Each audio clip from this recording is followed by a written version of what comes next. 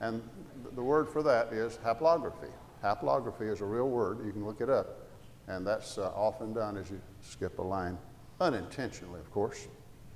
Well, that leaves Brother Hank Allen and the teenage class. You're dismissed. Teens and college age.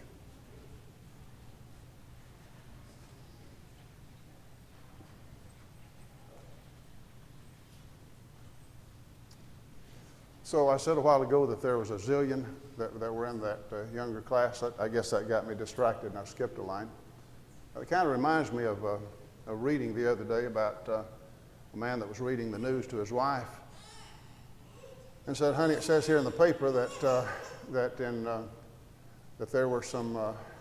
There's a report here of two Brazilian skydivers that were killed." And she started crying. By the way, she was blonde.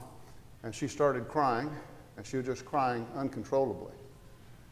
And he said, well, honey, I know this is tragic, but why are you crying like that? And she said, "How many is a Brazilian?"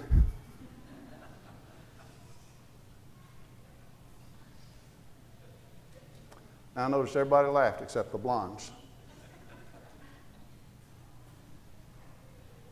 So, that's a Brazilian.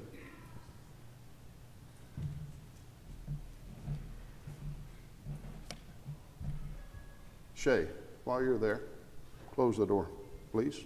Pretty please.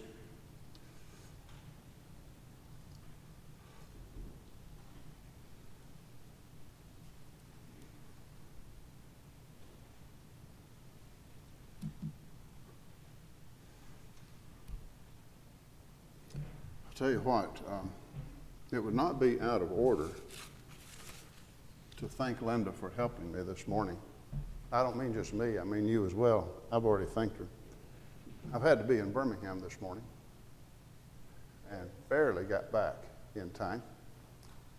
And I won't even tell you about some other things that happened this morning. She's got my laptop over here that I worked on last night for this presentation, and she had it up and running, and the office PC up there up and running. So I could whisk in here at the nick of time, and do just a little bit of tweaking and print and have it ready to go. So she's really helped me out this morning. I appreciate that.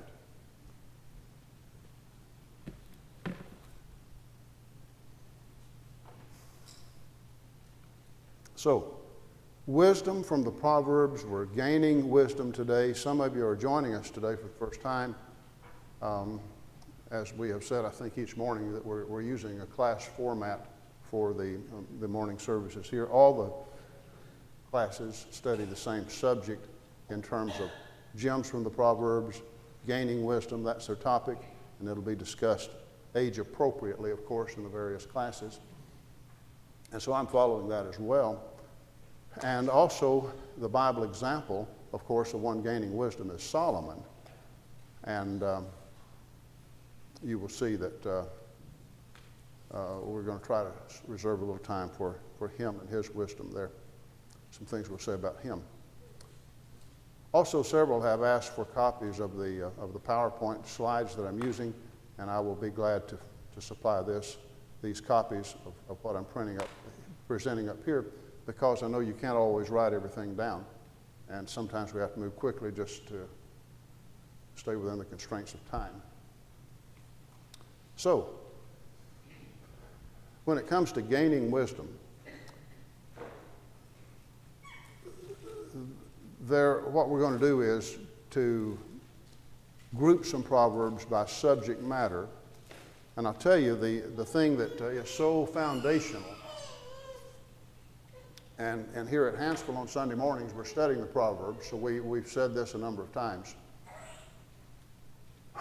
But the concept of the fear of the Lord, reverence for Him. You know, we sang the song just a while ago, "Our God is an awesome God." And the unfortunate thing is that the word awesome is so misused and made commonplace that you can take a good word and abuse it to the point it doesn't really mean anything much. I hear the word used all the time. I think one time that it just really struck me, and you see it as, the tennis shoes are awesome tennis shoes, and just, we comment that, instead of saying that's good, well, that's awesome, everything's awesome. And Linda and I were taking a flight somewhere, and there's somebody sitting there, and on the right-hand side, and so the attendant, what would you like to drink? And she wants a Coke, and so she gets the Coke, and she said, thank you, that's awesome. And then it was peanuts or pretzels, I think, on that flight. Maybe it was cookies. Some of them don't offer peanuts anymore. Anyway, whichever one she wanted, she got that packet, and it was awesome. Well, it's nice to have a snack on the plane. But is that awesome? Is that really what you want to use the word awesome for? So our God is holy. He's awesome, awe-inspiring. And so in his presence, there's that reverential fear, not cowardice, not timidity. Jesus doesn't commend that servant in Matthew 25 that says, I was afraid and I just dug a hole and hid the talent, and now here, look here, I can give it back to you. Jesus called him a wicked and slothful servant. 2 Timothy 1 verse 7, Paul told Timothy, God has not given us a spirit of timidity or fear, one of power. So it's not that perfect love cast out fear. It's not that kind of cringing fear that, what that kind of fear does, it has a paralyzing effect. We talk about when a person is afraid that you have a fight or flight syndrome. Well, there's a third alternative. Besides fighting or running, another thing that fear does, it causes paralysis. You think about the deer in the headlight kind of thing. You just stand there. He's not running, not fighting, just standing. And so fear can do that. It can just cause a state of paralysis. So the fear of the Lord, if we just think in terms of love for him, fear of displeasing him, reverence for him, realizing that he is El Shaddai. He is God Almighty. He is El Elyon.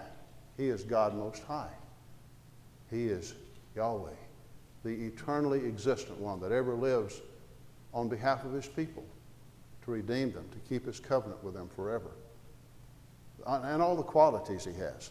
So this is the thing that is so foundational. We're going to see this morning, it just occurs over and over again in the book of Proverbs. I tried to alternate my reading section, and you know what? Yesterday I was here, wasn't I? Raymond, can I start with you this morning? Do you want to do some reading for me?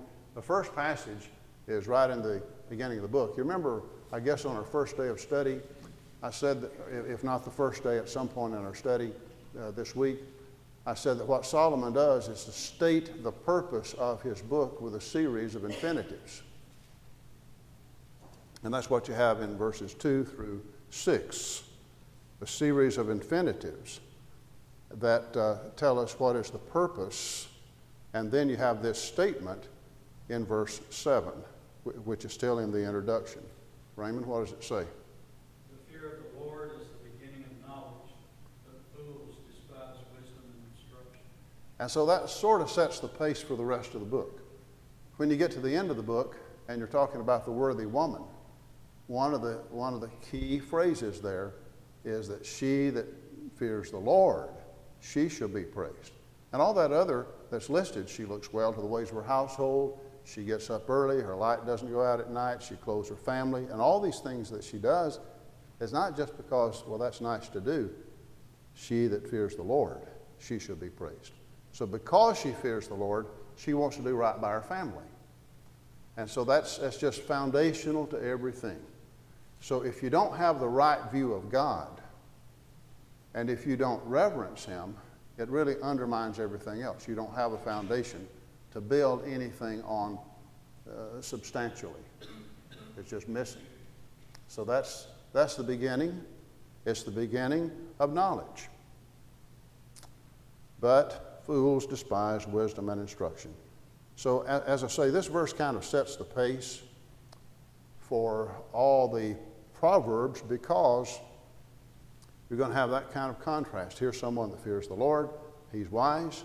That's the beginning of knowledge, but he's the wise person. He'll keep growing in wisdom. He'll listen to the Lord. But then fools despise wisdom and instruction. They don't see the value of that. They're not looking for that. They don't have fear of the Lord. Okay, let's do some more reading.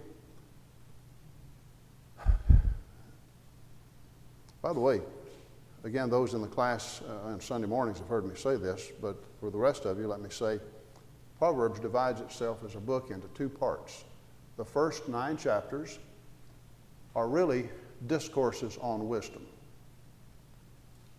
They're thematic. They are more flowing in thought and connected. But then 10 through 31, that's the collection that of, shall we say, the Proverbs proper. That's the wise son that makes a glad father. The foolish son is the heaviness of his mother. That's the soft answer that turns away wrath. Grievous words stir up anger. But the next verse may have nothing to do with that. So 10 through 31, the Proverbs as the individual statements that will have parallel thoughts or contrasting thoughts as a rule. So we continue, though, in chapter 1. And I just said that because it's the flow of thought is that wisdom is warning the young man not to run with the wrong crowd and the effects of that if he does so. And so wisdom is seen as calling, but, you know, there's two kinds of people. There are those that listen and those that don't. 129 is talking about those that don't. Brother Pender, would you read, please? Because I had knowledge, did not choose the fear of the Lord. Okay. Now, in connection with, I think, the listening ear, one of our previous lessons, we made reference to this verse as well. And we did notice that you have to choose the fear of the Lord. But there's that contrast. It's, here they hate knowledge. They did not choose the fear of the Lord. You have to choose the fear of the Lord. It's a choice. You know, there are some things, like I said yesterday, that are not in our power. But so much pertaining to our life is a matter of choice. And these basic things here certainly are. Now we go on to the next chapter, chapter 2. And this is the promise that's made to someone that's really seeking after wisdom, and he's crying out after it and seeking her as silver. Joan, tell us what happens in 2 and verse 5. What promise is given there? Then you will understand the fear of the Lord and the knowledge of God. Okay.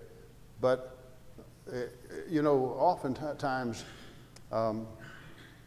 you see this linguistic tool of an if-then construction. Do you know what I'm talking about? And so in verse 4, you've got the if, and verse 5, you've got the then. And always pay attention to those if-then constructions. If is stating a condition. If this is done, if you seek her as silver and search for her as hidden treasures. Remember how Jesus said, seek and you shall find? So you're seeking, then you will understand the fear of the Lord. So God has made knowledge available. He's made his word understandable. We can attain wisdom. We have to seek for it. And again, he's not just saying you'll find wisdom, but verse 5, you'll understand the fear of the Lord. Because that's the thing that's inseparable with wisdom. He's not really changing subjects. Again, that's the foundation. Well, let's continue. And we're going to skip a few chapters here. What we're doing right now, we're doing a topical study. So that we've got the topic of the fear of the Lord, and we're seeing some references that deal with that. Sort of like yesterday, we were talking at one point about the sluggard, and we just saw how many verses there were, and we had to rapidly move over some of them that deal with that. So it's a good way to study, to arrange verses topically. So we move next to chapter 8 and verse 13. Nicole, would you like to do the honors? The fear of the Lord is to hate evil, pride and arrogance and evil way, and perverse knowledge. Okay. So, if God says something is wrong, if God says he hates this sin, if he hates this behavior, what should be our attitude? The same. We should say, well, let me stop and think about that. You know, maybe on the other hand, there are some merits to the case, and where does that come from? Did you know the Bible says that God hates the hands of those who shed innocent blood? I mean, under what circumstances could I say, well, I think everybody should have that choice? Something God says he hates? If God hates it, I'd better hate it too. I'll tell you what's wrong with a lot of people. They don't hate what is evil. And the thing is, if you don't hate what is evil, you don't love what is good, because they go together, just like balancing a scale. In other words, the more intensely you love righteousness, equally with an intense dislike, you abhor what is evil, unrighteousness. So the fear of the Lord is to hate evil. And if God says something that he hates, I don't apologize for what the Lord says. I don't want to soften it. If he hates it, if he says it's an abomination, it doesn't matter what society says. It doesn't matter what politicians say. Well, let's look on. There's another one. There's a lot more, actually. Thomas, you want to read for me? How's your mother doing? Now, you didn't say she was a sorehead. You just said she was sore. Okay. All right. I'm sure not making light. Those falls are bad. There's nothing good about a fall, especially if you hit your head or any other part of your anatomy. Okay, what do we have next? 9:10. Read that, please. The fear of the Lord is the beginning of wisdom, and the knowledge of the Holy One is understanding. Now, something I like to do, and you can do this, I like to memorize verses, and I like to have some topically that are just verses I can recall. For example, if I want to talk about the fear of the Lord, I don't have to look it up. I can say, the fear of the Lord is the beginning of knowledge, Proverbs 1:7. The fear of the Lord is the beginning of wisdom, Proverbs 9:10. The fear of the Lord is to hate evil, Proverbs 8:13. And you can do that. And you can do that with other topics as well. It's really a good thing to do, and it's very doable. Just, just make it a point, review that, keep working on that, and you will find that'll be very helpful to you. Here's another one. 10:27. Katie, would you read for me, please? The fear of the Lord prolongs days, but the years of the wicked will be shortened. Okay. Katie, you are very special to us, and we're glad to have you here with us this morning. She's another one, Brother Pender, that from the early years, seeing her grow up. And, Katie, I think you know this, but when I would encourage the other girls to do as you did and memorize and speak up clearly, I would tell Noelle and others, I'd say, now do it in your Katie voice. Because, Katie, you did so well with that and still do. So the fear of the Lord prolongs days. Mashale, a proverb. Mashale, the Proverbs. Ruling principles is what the word means. There are exceptions. A young person may have an injury, an accident, and a young person can die. We all know that. But this is the rule of thumb. This is the guiding principle. But the one that fears the Lord, all things being equal, his days will be prolonged as opposed to someone that doesn't fear the Lord. And you can think of people that have shortened their life by years by the abuse of alcohol or sexual promiscuity or any number of other things that were in violation of God's word. And not only was it sinful, but it shortened their life. Or you can think of someone that is a young person that was intoxicated and behind the wheel and maybe lost his life and others as well due to an accident. And so it's that ruling principle that it prolongs days. That's sort of like Paul will say in Ephesians 6 when he's telling the children to obey their parents in the Lord, for this is right. Honor your father and mother. And then he says, which is the first commandment with what? Promise. With promise. I mean, the others, thou shalt have no other gods before me. You don't do that. You shall not make unto thee any graven images. You shall not take the name of the Lord in vain. Remember the Sabbath day to keep it holy. That's 1 through 4. But number 5 says, honor your father and mother, that it may be well with thee, and that you may prolong your days in the land which the Lord thy God giveth thee. That's what Paul meant in Ephesians 6 when he said, referring to the commandments, it's the first commandment with promise, the first of the 10 commandments with promise. The others were prohibitions. 1 through 3 were prohibitions. Number 4 was the command to keep the Sabbath. But number 5 was one that had a promise if kept. Well, now, Darrell, you know how this goes. You spend too much time on your first points. And see, that is just, I'm not even through page 1 of 3 pages. So you know what I've got to do, don't you? Y'all are going to have to make fewer comments. There's just too many people trying to make comments. And okay, 14:2. Let's see. Sister Llewellyn, please.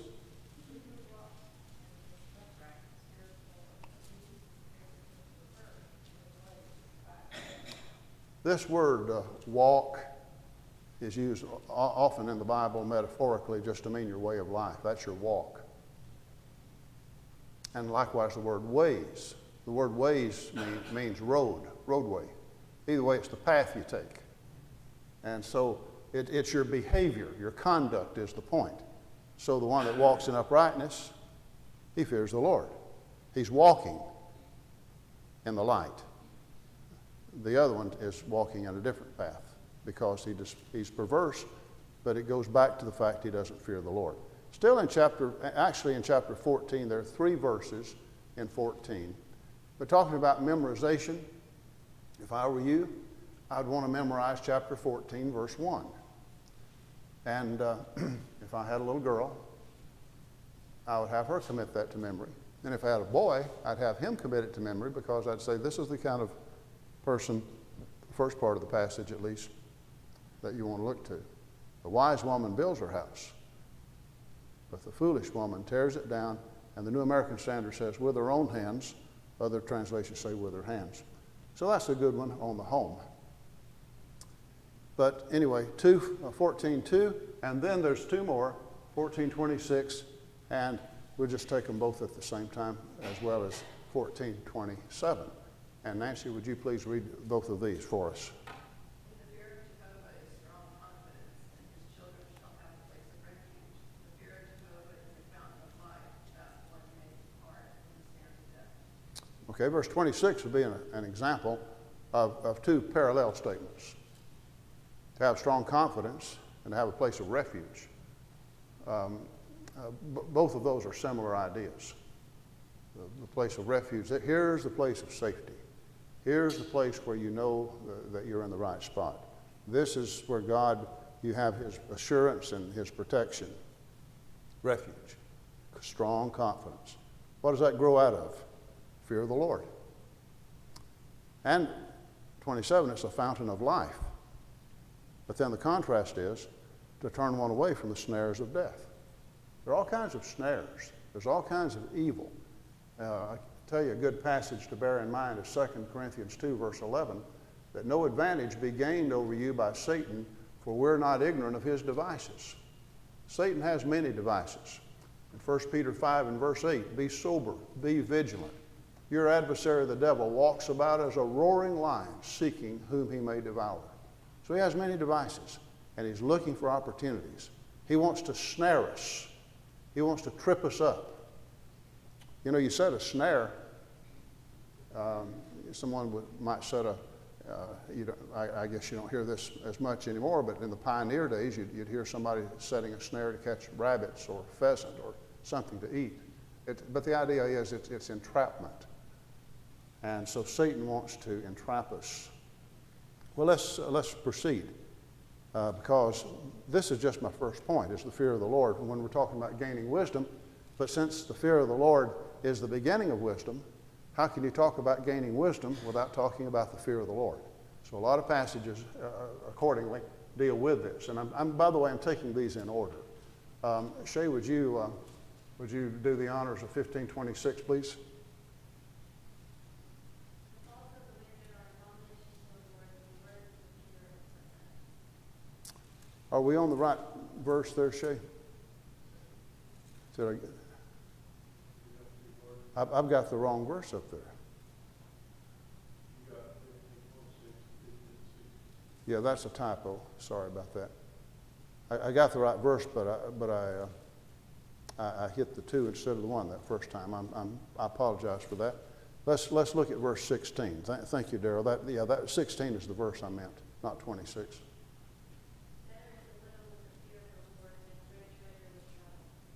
Okay, good. Okay. So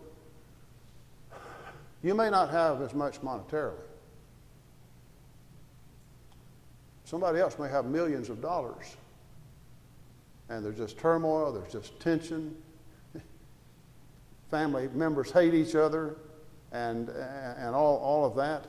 And so it's a lot better to have little if you have the fear of the Lord, because this is something so valuable.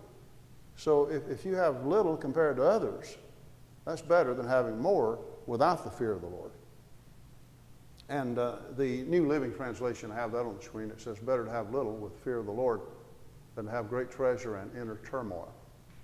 And again, sorry about the typo. If you're making notes, make sure you have 15 and verse 16 and not 26. Sorry about that. There are times I wish someone else did my PowerPoints, because then I could blame them. I could say they've done it again. They need to pay attention. I'm going to get on to them. But since I did that, what can I say? I did it. See, Thomas Graves would say, see, that just proves you're human. Yeah, we all know that. We got it. Okay, 1533. Michael, would you read that, please? The fear of the Lord is the instruction for wisdom. Before honor comes humility. Okay. So, here again, somewhat similar, but in different words. Now we go to chapter 16. And Marcia, would you like to read chapter 16 for me, please? Oops, there it is. Yeah, 16 and verse 6. In mercy and truth, the knowledge is provided for integrity, and by the fear of the Lord, not depart from evil. Okay. Where she says in mercy and truth, are you reading from the New King James? Who has the ESV? Or okay, what does it say there, April? Okay, steadfast love and faithfulness. I've told you before that Dr. Nelson Glick did his doctoral thesis. His book was published, and his thesis was on this one word right here. Oops. That's twice I pressed the wrong button there. This one right here. This is the word. And this word is chesed. And did you say loving kindness? Steadfast love. There you go. And translators struggle with that because it's such a rich word. It'll be rendered mercy, steadfast love, faithfulness, loving kindness, and also it's the inherent idea of constancy. It's always there. It cannot change. And how do you get all that in one word that in the Hebrew is 3 consonants? And that's so rich that he wrote the book, the hardback book that I have is the use of Hesed in the Old Testament. Fascinating. So here you have in mercy and truth atonement is provided for. That's for iniquity. That's a positive statement. But what's the foundation? By the fear of the Lord, one departs from evil. So we're talking about atonement from iniquity, but the idea is you don't say, well, I'm forgiven, I can just keep doing that. You're wanting to depart from evil. So that's where the fear of the Lord kicks in. You're wanting to depart from evil. You're wanting atonement that he has provided. And then in the latter part of in chapter 19:23, Jen, would you like to read that one for me? The fear of the Lord makes one, he that hath will not in satisfaction. He will not be disappointed. Okay. Well, you know what? I've got some more verses on the fear of the Lord. But I'm going to just breeze through those and again make the offer. I'll tell you, you can write the reference down, look it up yourself. You can do it that way. We can do it that way. But 22:4 is another one, and 23:17. Look at that. Be zealous for the fear of the Lord all the day. Isn't that a good one? And 24:21, fear of the Lord and the king, my son, and do not join with the rebellious. Government is of God. And the spirit of anarchy and disobedience and people just promoting lawlessness and disorder, it violates the will of God. So that's included there. And I got a couple more. 29:25 is a contrast. The fear of man brings a snare. Whoever trusts in the Lord shall be safe. And then 31:30 is what I was talking about a while ago when we first were saying how that fear of the Lord that goes from beginning to end. And we saw it in chapter 1. We see it in chapter 31. And this is describing the worthy woman. Charm is deceitful and beauty is vain, but a woman who fears the Lord shall be praised. So, how do you gain wisdom? Well, I hope we've not just, beat it to death. I don't mean to do that, but I want you to see how many verses there are in the book of Proverbs that after the statement being made, the fear of the Lord is the beginning of wisdom, but fools despise wisdom and instruction, or knowledge and instruction, I mean. After it says that, the fear of the Lord is the beginning of wisdom, then as we've seen all the way through to the last chapter, we have verses that in various contexts emphasize that. So, here's point 2, gaining wisdom. And I'm going to be rather brief on this one because in our first lesson, we looked at the listening ear concept. Incline your heart to wisdom. And so how do you gain wisdom? Chapter 2, 1 and 2 looks how it involves the ear, the heart, the mouth.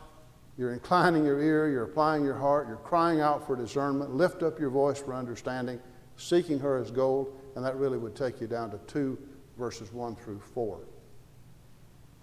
So how do you gain wisdom? Well, we have to be willing to be taught. And that requires having ears to hear. Look over with me to Matthew chapter 13. As soon as I say Matthew chapter 13, maybe some of you are recognizing that's the parable chapter. Matthew 13 contains 8 kingdom parables in this one chapter. And the question was raised, why do you speak to them in parables? That point is going to be brought out in the 10th verse. But I want to look at verse 9, where Jesus says, he that hath ears to hear, let him hear. He's going to talk about people that have ears, but they hearing you will hear and not understand, chapter 14. And this is going back to Isaiah, when God says, whom shall we send? Who will go for me? And Isaiah said in Isaiah 6, when he saw this vision of the Lord, here am I, send me. And after the cleansing that symbolically takes place, God says, you're going to go to a people that have ears, but they can't hear. They won't hear you. They have eyes, but they don't see. They have a heart that doesn't understand. And the point of it is that the land was filled with idolatry, and the people weren't seeking God. They were seeking their idols. Isaiah chapter 2 tells us that the land was filled with idols. And we become what we worship. Idols have eyes, but they can't see anything. They have ears, but they can't hear anything. They don't have a heart to understand. And this process is described in Psalm 135, and it makes the point that everyone who trusts in them becomes like them. You see, we become what we worship. And so if our ears are not attuned, we become like a dumb idol. They can't, but I'm using the word dumb, not unintelligent, but one that can't see, can't speak, can't do anything. So ears to hear. I mentioned to the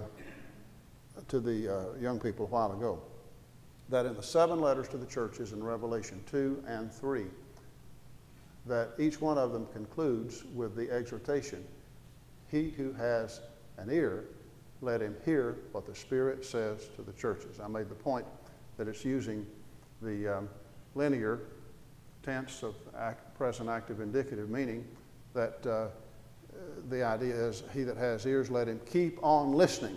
Let him keep on listening to what the Spirit says to the churches. And see, that's what we do today. When we read Revelation 2 and 3, we're hearing today what the Spirit says to the churches. And when we're reading Ephesians or Colossians, we're hearing what the Spirit says to the churches. And so how do you gain wisdom? Well, you've got to keep listening to what the Spirit says. That's my second point. My third point is that wisdom comes from God. Going back to the Proverbs, chapter 2.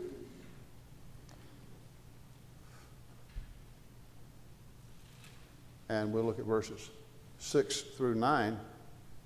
Linda, would you like to read from your position there, please?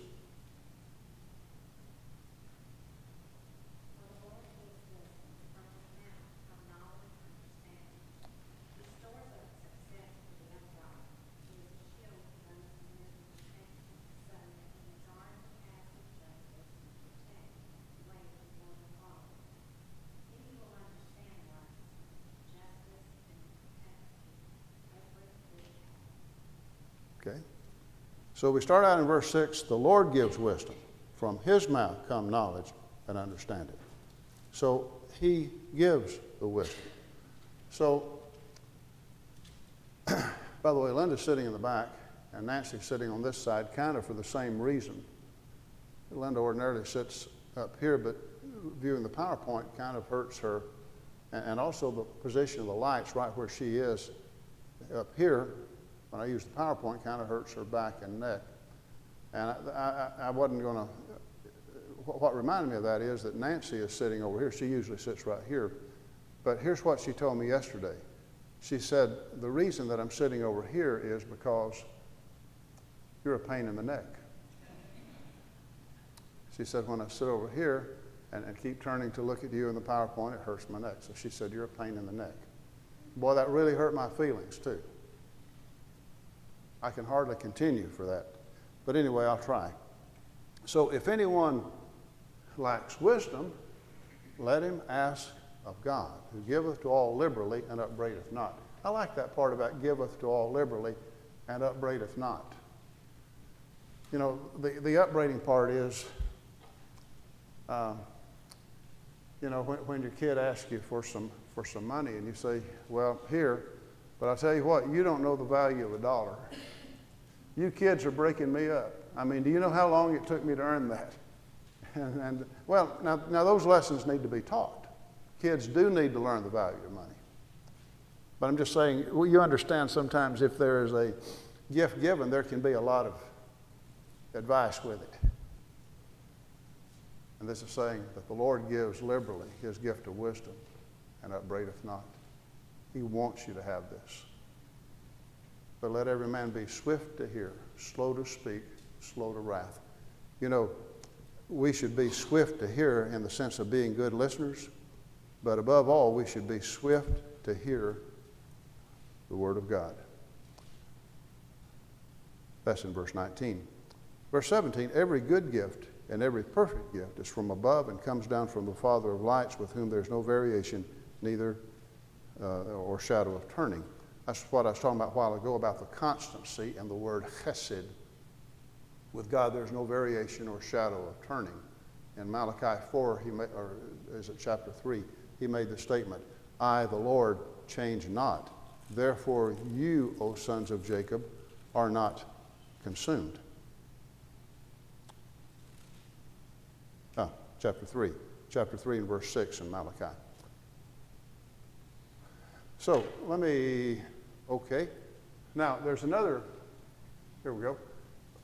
Another point that we have made in the passing here is that wisdom comes to those who are humble. And wasn't that one of the verses we were looking at that has the fear of the Lord? And it is. The fear of the Lord is the instruction of wisdom, and before honor is humility. So humility is not really the idea of, I'm just not worth anything. You know, a lot of people think that if they just depreciate themselves, that's humility. Well, that's really not humility. Humility is the concept of recognizing who God is. He's made us in His image. And it's not thinking more highly than you ought to think. But it's not self-depreciation. It's not self-effacement. But humility necessarily involves, you don't have a know-it-all attitude. That you are willing to listen, you're willing to be taught, you recognize you're a student. You know, it says, have you thought about this? It says the disciples were called Christians first in Antioch. But here's the thing. Once they were called Christians, they did not cease to be called disciples. Christian continues to be a disciple. So they have the new name Christian, but we're still disciples. Luke 6, verse 40, the disciple is not above his teacher, but everyone who's been fully trained will be as his teacher. And so our song is more and more like Jesus. But that requires this spirit of humility. And also, like I said a while ago, you've got to desire wisdom. And since we looked at chapter 2, verse 4 and 5, you got that point, you got that reference. Remember in the Beatitudes? Who remembers what Matthew 5, verse 6 says? Anybody? Anybody remember that one? What does it say, Thomas? Blessed are those who hunger and thirst after righteousness. Would you say hunger and thirst can be pretty strong desires? I mean, like if you're really hungry or really thirsty, are those pretty strong desires? That's some of the strongest desires we have. So if we're really to get the picture here, it's like a starving man desires food. It's someone that's just parched and dehydrated. He's dying of thirst, and he wants water. And that's one that says, give me Jesus. Give me His Word. More about Jesus would I know. That's the one that says, Lord, give me wisdom. How I need wisdom. So, must be desired, and it must be sought. 2, 4, 3, 13, and 14. Now then, in the remaining, this thing is 11:05, isn't it, Darrell? By the satellite here. So, we turn to 1 Kings, chapter 3. Solomon is at Gibeon. I will tell you that, I'll show you maybe some other time some photos of Gibeon. Gibeon today, it's a complicated situation. But when you'd think that it's all in Israel's territory, but when you start going north of Jerusalem, do you know immediately you get into the West Bank and into Palestinian territory. And so even though you're talking about a site that's just a few miles from Jerusalem, you feel like you have to go around the world to get there to go to Gibeon. Anyway, that's where the altar was. That's the mention in chapter 3, 1 Kings 3 and verse 4. Where he was, in verse 5 says again, at Gibeon the Lord appeared to Solomon in a dream at night. Just some bullet points on that. This is where God asked him to ask, what shall I give you? And this is where Solomon is praying to God and answering regarding to ask God whatever he would like. So in verse 9, he says, give to your servant an understanding heart. He says that I may, to judge your people, that I may discern between good and evil. Do you know it takes wisdom to discern between good and evil? And so that's involved in this prayer. We also would make the observation, these are just kind of bullet points, that in the 10th verse, that this pleased the Lord. And the point is made, God makes the point in verse 11, that usually when it's that kind of a, just ask what you would like, that ordinarily it would be long life, riches, that kind of thing, which is not what Solomon asked for. So God said he would grant his request for wisdom in verse 12. But notice, we've said before, that word if is a little word, but so often it states a condition. And in verse 14, I've circled that word if in my Bible. It just stands out quickly for me. in verse 14. So if you will walk in my ways to keep my statutes and my commandments as your father David walked, then I will lengthen your days. And what the rest of the chapter does is to give an example, just one example of how Solomon used his wisdom when there were two women claiming that the same baby was theirs.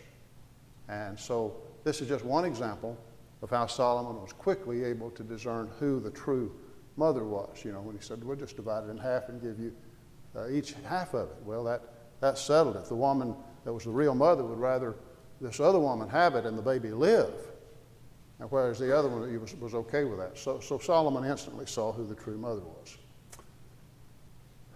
I wanted to share with you, I've got a few photos here, that this we made for a 16 by 20 poster for all the classes. Linda, did we make this for all the classes or just, yeah, okay, I thought so. I took this photograph at Harvard at the Semitic Museum, and it's a photograph of an artist's conception of the temple, and I think it's really well done. And also, don't overlook the fact that this is doing something that would only be done once a year. That is, the artist is opening the view so that you can see where only the high priest could go, and if you've got trained eyes, you can see the wings of the cherubim facing each other, the Ark of the Covenant, and so it's just opening it where you really couldn't see it like this, but this is the view the high priest would have, that once a year. Of course, that would be behind the veil. It's just the veil is removed for that purpose right there.